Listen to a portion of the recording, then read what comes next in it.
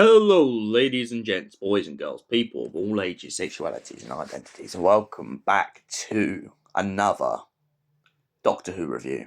And today's Doctor Who review is Time of the Daleks. Now, the only way I can really describe Time of the Daleks is think of Power of the Daleks, Evil of the Daleks, and essentially any Dalek story in which they try and use power to conquer humanity. So even the Daleks' invasion of Earth is a pretty good example of this. The Doctor and Charlotte get swept through a time tsunami in which they start to drift in and out of the vortex. The Doctor at first sees this as just a joke and thinks that it's something that he has caused. Little does he realise it's a disturbance that was caused from the Daleks themselves. But then he starts to find it very, very concerning when his companion doesn't know who William Shakespeare is. He points out that a lot of people in human history know the works of William Shakespeare, so it is absolutely baffling to him the fact that Charlotte Pollard doesn't seem to recount whether he exists. But then it snaps to him and he realises that she's not the only one who this has occurred to. It turns out that also at some point in time when he met Orson Welles, the last time he met Orson Welles didn't seem to know who William Shakespeare was either. Which is mad when you think that a lot of Orson Welles' work is inspired by works like The Tempest and King Lear and many plays such as that. The Doctor and Charlotte then land sometime in the far future, in which a politician is running for candidacy, but she seems to have taken away democracy, turned the country into a dictatorship. By doing this, she has lost the trust of the people, and apparently the rebels believe that she is the reason why William Shakespeare is slowly disappearing from their minds.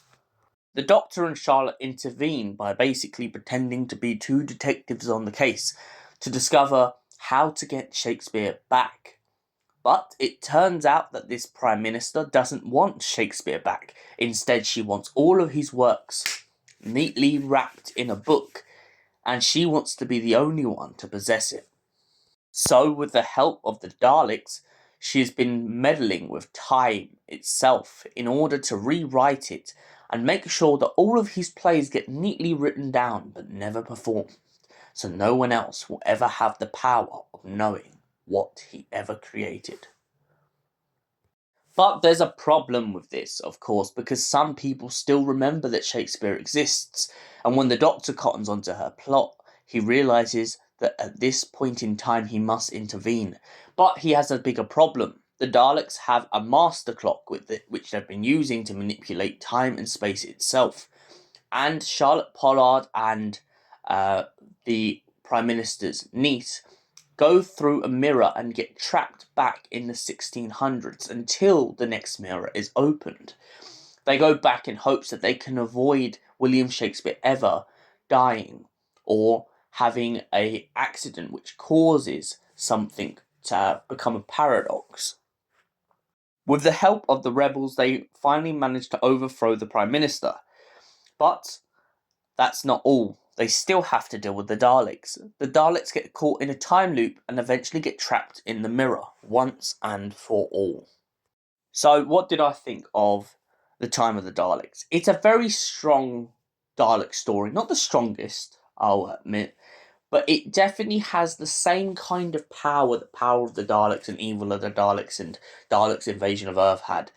And I also love the constant nagging in this story about not just the fact of William Shakespeare's relevance, but the relevance of the Daleks in history as a whole. As we know from a lot of the history of the Daleks in many stories before this, a lot of people have fought them through time and space, and that is even brought up in this, where one of the commanders has an argument with someone about Shakespeare, and the guy goes, "Oh, but this is only about Shakespeare," and he goes, "No. This is about stopping the Daleks once and for all." Because he knows that the dreams and the nightmares that everyone's been having, alongside the Doctor knowing this, that they're not necessarily dreams or nightmares at all. They are a reality, what has happened. The Daleks have invaded Earth many, many times. And if they do it again, all humanity will be is slaves to them. I also love the concept in this of the basis that the Daleks go through the mirror and get trapped in the mirror, and also have this whole time problem.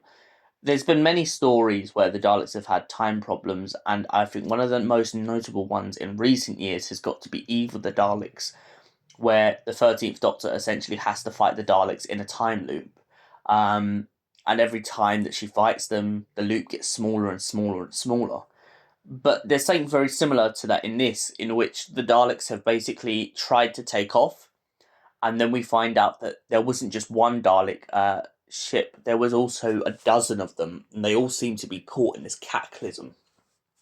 It's a very strong concept because I like the fear of what happens if the Daleks get out. This is like Pandora's box, and if you let them out, well, things are going to go, and the world is going to absolutely be changed from what you know. And for that reason, I give Time of the Daleks a solid 7 out of 10. Thank you for watching, and we will see you in the next Doctor Who review. Until then, goodbye, stay beautiful, and have an incredible night.